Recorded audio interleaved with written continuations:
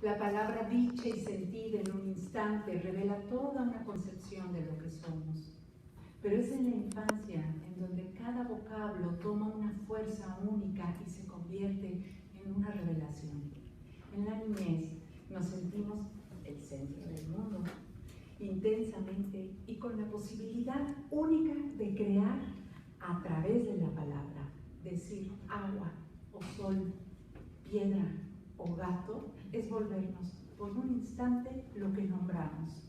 El niño en su propia emoción dignifica el lenguaje singular y común, pero intercambiable para poder representar lo que necesita. Esta necesidad de usar la palabra se convierte inmediatamente en la fuerza o motor de sus demandas.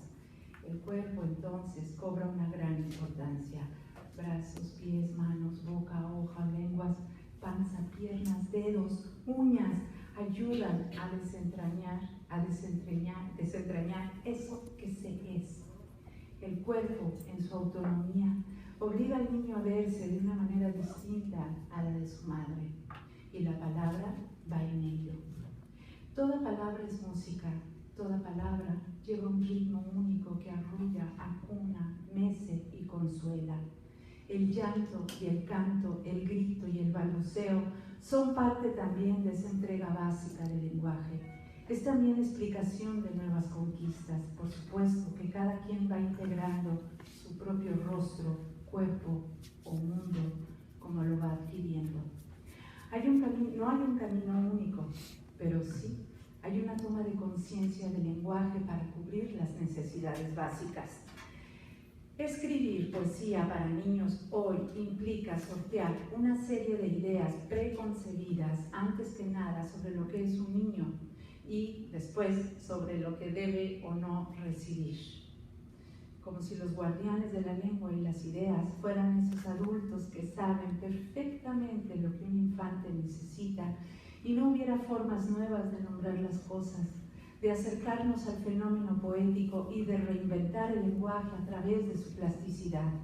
Los estereotipos, prejuicios y retóricas sobre la literatura para niños son inagotables, como si fueran el viejo traje de un emperador desgastado e inútil, pero que ya nadie mira. Concebir o no la imagen de un mundo poético es labor exclusiva del poeta. Quien pueda acercarse a la lectura de su trabajo abrirá nuevas puertas y llegará seguramente a otras llanuras. El campo de elección de quien escribe para niños debe ser de una mirada profunda y vasta. Es la historia también de varias identidades, de referencias personales o circunstanciales, de huecos o faltas que aún persisten en la literatura, pero que gracias a la imaginación y a la concepción de una idea del mundo se convierten en un intento por no perder la brújula. Tener el privilegio de un lector joven es realmente atravesar un océano.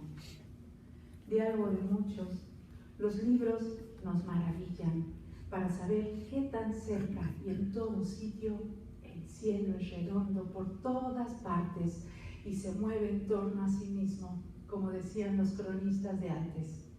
El cielo de la lectura sí es uno y único. Nos lleva a todas las regiones posibles, nos hechiza en la vida despierta o nos permite deambular en el sueño. Sin embargo, lo que llamamos realidad se entromete más que nunca en la ficción. Hace unos años en México hubo una noticia en el periódico que llamó mi atención. En un pueblo en las montañas, un burro había entrado a comerse la masa de maíz en una tortillería. Los mexicanos comemos estas tortillas, ¿no?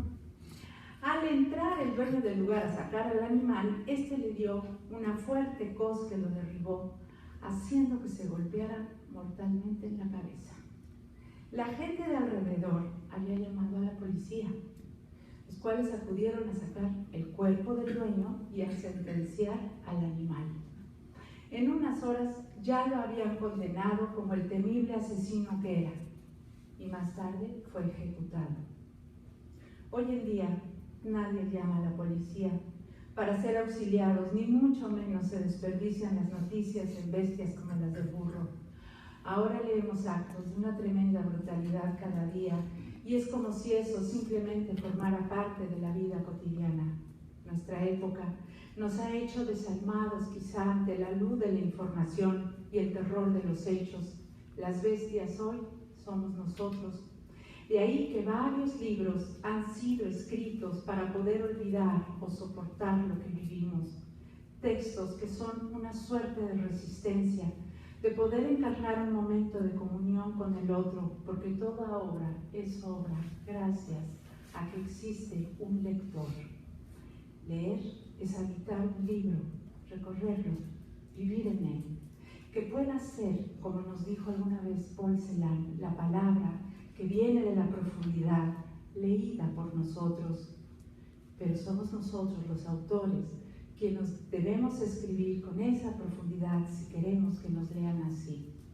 Decía en un poema Jules Supervielle: yo no voy siempre solo al fondo de mí mismo, ni a más de un ser vivo arrastro conmigo. Quienes entraron en mis frías grutas, ¿creen poder salir siquiera por un rato? Yo en mis noches, cual barco que zozobra, amontono en desorden marinos y pasaje, y apago en las cabinas la luz de los ojos. Me hago amigos en las grandes profundidades. El campo de elección de la poesía para niños necesariamente se apoya en la calidad, en la destreza del escritor, en la reflexión constante, en la originalidad, en el despliegue de varios recursos léxicos, en la fascinación y lucidez por la palabra, y en un imaginario tan amplio como el movimiento de cada época. Si bien antes se producían muchos encuentros con referencias sobre la infancia, ahora ya abandonadas, la posibilidad de escritura ha irrumpido no por la casualidad a lo establecido, sino por la propia revelación dentro del poema. Sin embargo, es también una literatura todavía atada a las demandas del mercado, al negocio de una etapa, con una etapa de la vida, a la censura, como ya vimos en la mesa anterior, de ciertos temas, a todo aquello que simplemente ofende la inteligencia de estos primeros lectores. No podemos pasar de largo tampoco la pasividad del mundo educativo, sus formas ajenas a una realidad y a veces la poca facultad para crear verdaderos lectores, aquellos que logren reflexionar y cuestionar la propia vida. La escuela es muy importante porque es el lugar para ser escuchado y a la vez para escucharse, para comprenderse, para saber quiénes somos. Es el sitio de representación de nuestros primeros anhelos y también de nuestras decepciones. Es el territorio donde se gesta el comprendernos a nosotros mismos. Escribir y leer en la escuela puede llegar a ofrecer ese mundo posible para imaginar nuevos derroteros, pero es ahí también el lugar donde se induce al placer de la lectura y donde se transita en un tiempo nuevo, el de la lectura. Avanzar como escritores en una pluralidad constante de formas y lenguajes, en la esencia de las palabras, en los balbuceos o murmullos de cada letra, en el ánimo de las sílabas y en el rugido único de cada verso, hacen de esta aventura literaria un verdadero reto, con los deseos de cada quien puestos sobre la mesa, con los anhelos de nuevas construcciones personales y públicas, íntimas y decisivas, para poder darle un sentido profundo y social a lo que hacemos. Escribir desde lo más complejo y único, desde nuestros atavismos y desolaciones, con lo que implica de desarraigo o de desamparo, de estar en vilo por cada palabra escrita en la intensidad de su propia significación. Escribir también con lo que sucede en nuestras ciudades o naciones, en estos momentos en que se renace para ser únicos y distintos, inventando o inventándonos, para poder abrirle paso, no nada más a nuestra escritura, sino quizás al mundo del otro, ese joven lector que nos aguarda impasible. Muchas gracias.